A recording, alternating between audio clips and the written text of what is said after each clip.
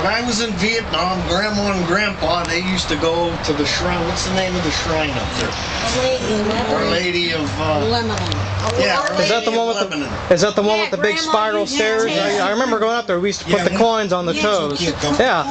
So they'd go up there, and one time they were there and they ran into this nun that I had in the first grade, and she asked how I was doing, Sister Julia. Your sister Julia. And she told her, oh, well, he's in the Marine Corps and he's in Vietnam and he's flying on a helicopter. And so she bought that air medal and gave it to you and told you to send it to me. So it's right before the Tet Offense of 1968. It's in December. It's Christmas. Yeah. Christmas. It was right around New Year's. Ceasefire, yeah, but I mean, I got this thing for Christmas, you know. Old Grandma had a letter in there. I met Sister Julia, and she gave you this air medal, and she wants you to wear it. It'll protect you. And so I used to I had my air medal, I had my dog tags, and I wear my rosary, and I had that all around my neck.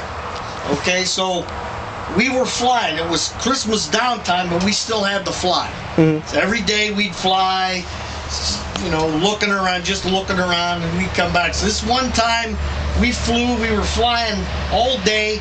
I came back. I was in the ready room shack where you take the machine gun apart and clean it. Even though we didn't shoot it, we still had to take it apart and clean it. So we didn't see any action. I'm in there cleaning this machine gun, and a sergeant comes in there and he goes, "Hey, Del Genio." I go, "Yeah." He says, "You got line watch tonight." I says, "Come on, I just come from flying. We just got done. I'm cleaning my machine gun." He said, "Hey, it ain't my problem. You're on line watch." Okay, so I clean the machine gun. I put everything away. I go to the hooch. I get my rifle. I get all my shit, my flak jacket, my hat, my steel pot. I go down to the line company. See the captain. He says, "You're in bunker such and such." He says, "We're on 100% alert tonight."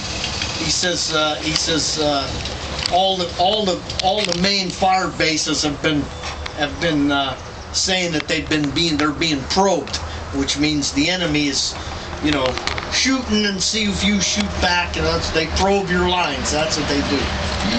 So this was January like the 6th, okay, of 1968, okay, and that's when they started all those assaults.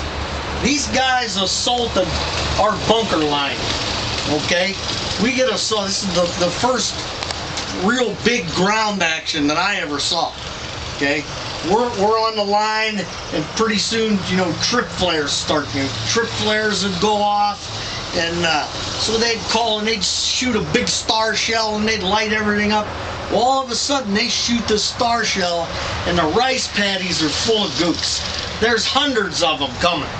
So they got this area registered. They're shooting. The bunker lines opens up. Everybody opens up, and these gooks are coming. They're blowing them trumpets, and they're coming. Was it one of They were not. Where they weren't. It wasn't one of them. They was blowing them trumpets, and they were coming. Yeah. So pretty soon they're in our wire.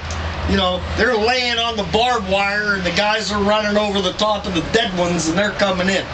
So they tell us they're gonna light this stuff. It's called food gas.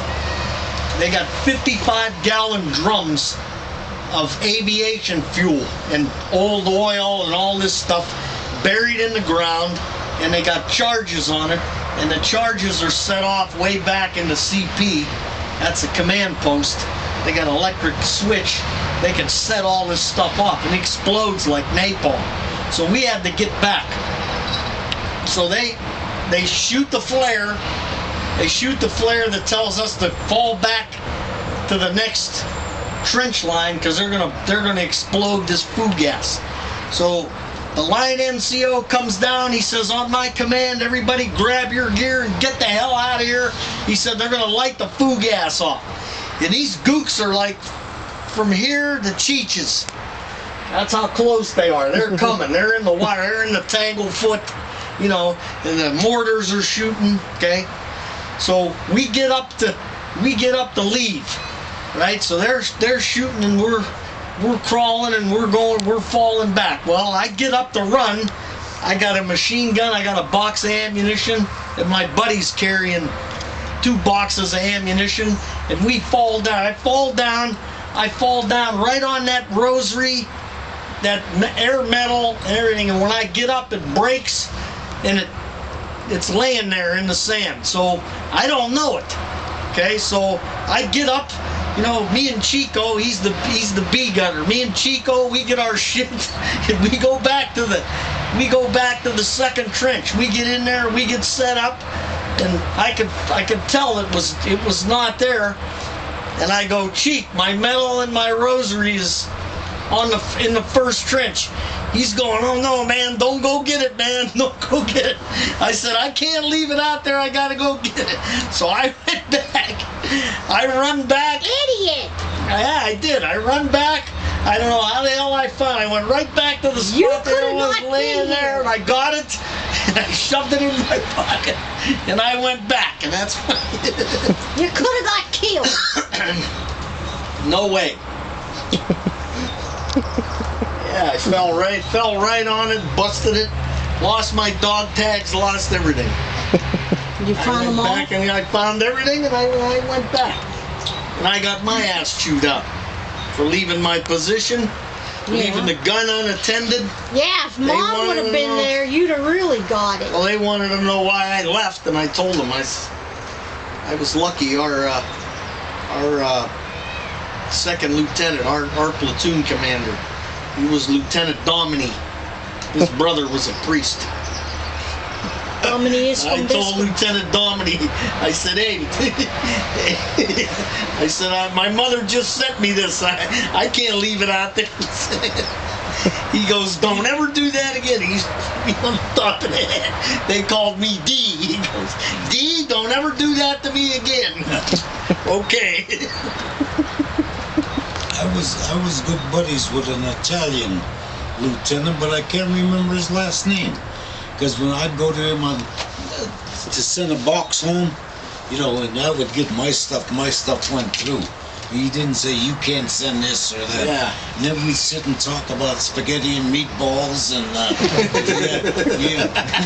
What would you go for right now, Benny? Oh, man, hey, Lieutenant, I'd go for even some fried bologna or pepperoni stick I'd love. Yeah, I'd sit there and talk with them and shit, you know, the enlisted man couldn't talk to the officers. Unless it was our Lieutenant Johnson that was an engineer. You could talk to him about the engines and stuff, but to fraternize with the officers, in fact, they didn't come out at night. Officers were not allowed on deck at night. Because ting time. They had a tendency to go over. Yeah. Ting time. Deep six 'em. Lieutenant Johnson. So sorry. I don't know.